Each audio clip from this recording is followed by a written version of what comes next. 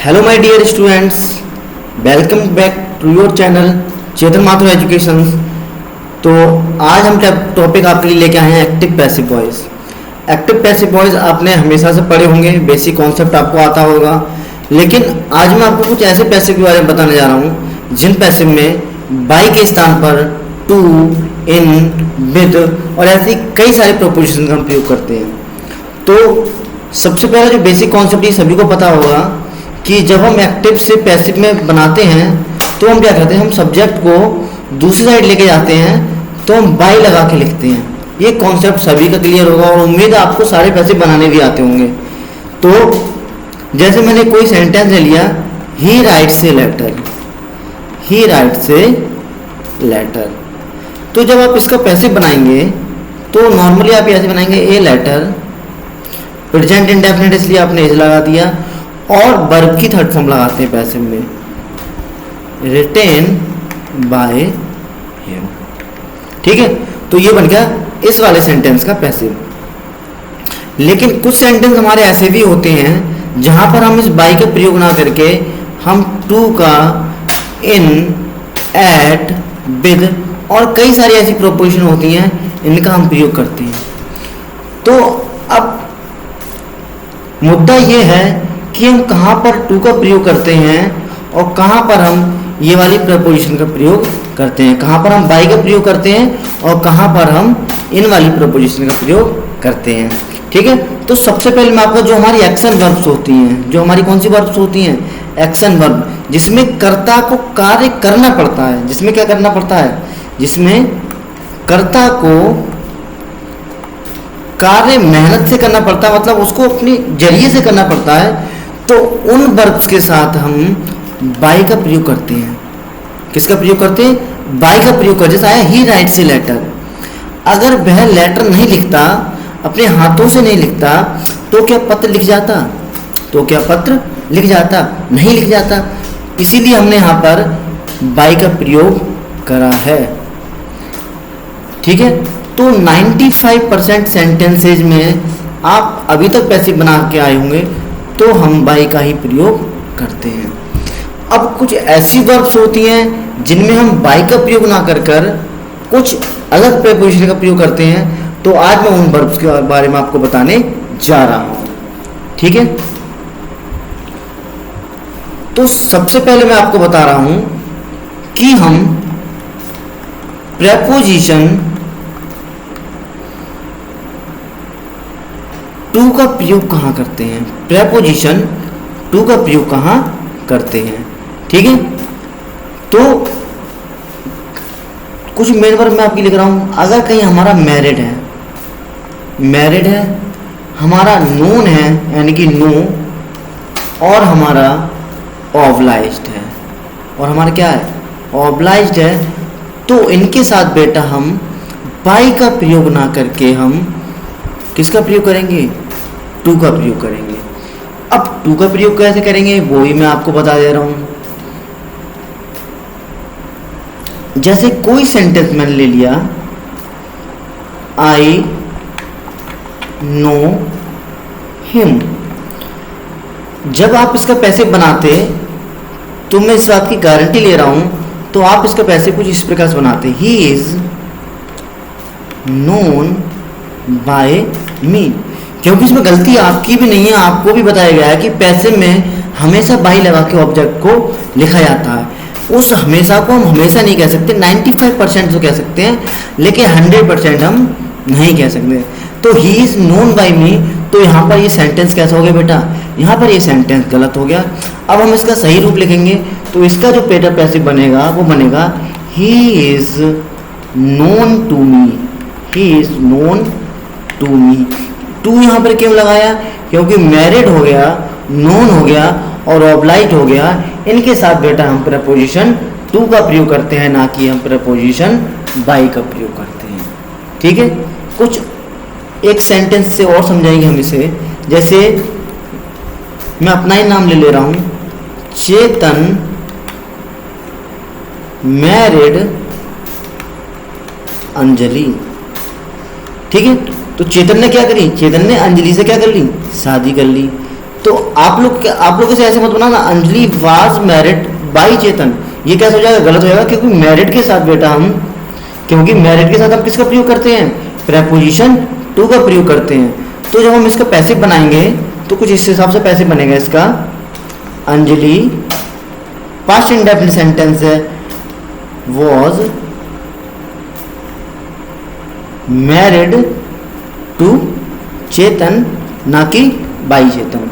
तो ये कुछ ऐसी प्रपोजिशन है, सॉरी वर्ब है, जिसके साथ हम क्या करते हैं, प्रपोजिशन टू का प्रयोग करते हैं। चलते हैं हम नेक्स्ट स्लाइड पे। अब इस स्लाइड में हम बात करेंगे कि हम प्रेपोजिशन एट का प्रयोग कहाँ करते हैं, प्रेपोजिशन एट का प्रयोग कहाँ करते हैं, ठीक है।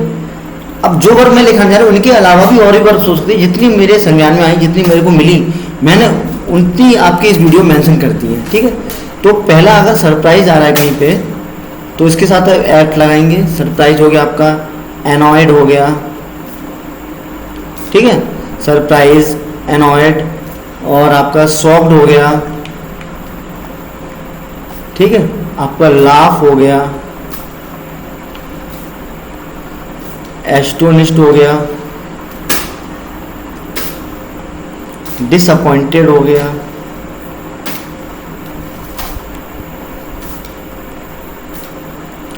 डिसप्लीज हो गया, डिस्ट्रेस्ड हो गया, और आपका अलार्म्ड हो गया। इनके अतिरिक्त भी हो सकती हैं, बट इनके साथ आप किसका प्रयोग कर देंगे, इनके साथ आप प्रेपोजिशन टू का प्रयोग करेंगे, ना कि बाई का प्रयोग करेंगे, ठीक है। अब एग्जाम्पल से हम लोग समझेंगे, जैसे हिज बिहेवियर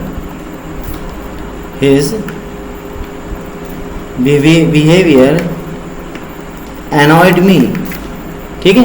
तो जब हम इसका पैसे बनाएंगे बेटा तो बनाएंगे I was annoyed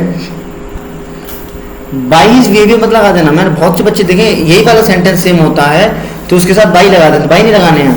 I was annoyed at his behaviour, at his behaviour, ठीक है।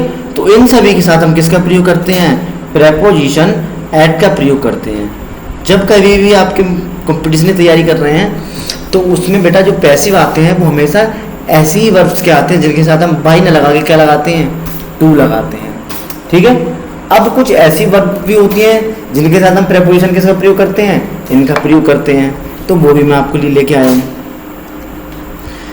अब हम बात करेंगे प्रीपोजिशन इन, प्रेपोजिशन इन का प्रयोग करेंगे, ठीक है।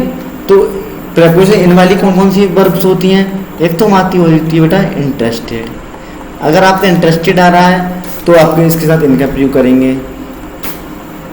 कंसिस्टेड आ रहा है तो आप किसका प्रयोग करेंगे, इनका प्रयोग करेंगे। एब्जॉर्ब्ड आ रहा है आपका तो आप इनका प्रयोग करेंगे। अगर आपका कंटेंट आ रहा है, क्या आ रहा है, कंटेंट, तो इन सभी वर्ब के साथ आप किसका प्रयोग करेंगे, इनका प्रयोग करेंगे, ना कि बाई का। अब कैसे प्रयोग करेंगे वो भी मैं आपको बता रहा हूँ एक एक एग्जाम्पल से। This question might interest students, ठीक है। अब यहाँ पर क्या आ गया, आपका इंटरेस्ट आ गया, आपको इस इंटरेस्ट का ध्यान रखना है, ठीक है। अब पैसे इसका कैसे बनाएंगे, जब हम इसके पैसे बनाएंगे तो बनाएंगे स्टूडेंट्स, ठीक है। माइट का क्या हो जाएगा यहाँ पे, might be, students might be interested. अब बाय दिस क्वेश्चन मत लगा देना, क्या लगाएंगे हम, in this question, in this question, in this question, ठीक है। तो इस हिसाब से मैंने जो आज वर्ब बताई है इनके साथ हम किसका प्रयोग करते हैं, बाय का प्रयोग नहीं करते हैं, किसका प्रयोग करते हैं, हम टू का प्रयोग करते हैं। 95 जो हमारी वर्ब्स होती है, 95% जो हमारी वर्ब्स होती हैं उनके साथ हम नॉर्मली बाय का प्रयोग करते हैं। लेकिन जो 5% हमारी जो वर्ब बची हैं, जो 5% हमारी वर्ब बची हैं इनके साथ हम किसका प्रयोग करते हैं? इन, एट, विद, टू और बहुत सारी ऐसी वर्ब होती हैं जिनका हम प्रयोग करते हैं। तो उम्मीद है ये वीडियो आपको पसंद आई होगी। वीडियो पसंद आई तो चैनल को सब्सक्राइब करें और इस वीडियो को शेयर करना बिल्कुल ना भूलें, ताकि जो भी बच्चे कंपटीशन की तैयारी कर रहे हैं या जो भी बच्चे ऐसे वाक्यों से डरते हैं, ऐसे सेंटेंस से डरते हैं, उनके अंदर का डर निकल जाए। ठीक है। और जिन बच्चों का अभी तक एक्टिव पैसिव का कॉन्सेप्ट क्लियर नहीं है, तो मेरे चैनल पे एक्टिव पैसिव की वीडियो बनी हुई है, उसका लिंक मैं आई बटन में और आपका डिस्क्रिप्शन बॉक्स में डाल दूंगा, आप जहाँ कर उन वीडियो को देख सकते हैं। और जो भी बच्चे एनसीईआरटी का 10th का सिलेबस कर रहे हैं, उनके लिए भी प्रॉपर चैनल और वीडियो बन रही हैं, तो वो बच्चे भी जाकर अपनी वीडियो देख सकते हैं। और नेक्स्ट जो हमारा टेट एग्ज़ाम आ रहा है, टेट की भी हम प्ले लिस्ट लेके आ रहे हैं, तो बच्चों को घबराने की जरूरत नहीं है। थोड़ा कॉन्सेप्ट होगा और वही कॉन्सेप्ट होगा जो आपका एग्जाम में पूछा जाता है। हम ढेर सारा आपके लिए कॉन्सेप्ट नहीं लेके आएंगे, उतना ही कॉन्सेप्ट लेके आएंगे जो एग्जाम में पूछा जाता रहा है और पूछा जाता है और पूछा जाएगा। तो इसी के साथ थैंक यू वेरी मच।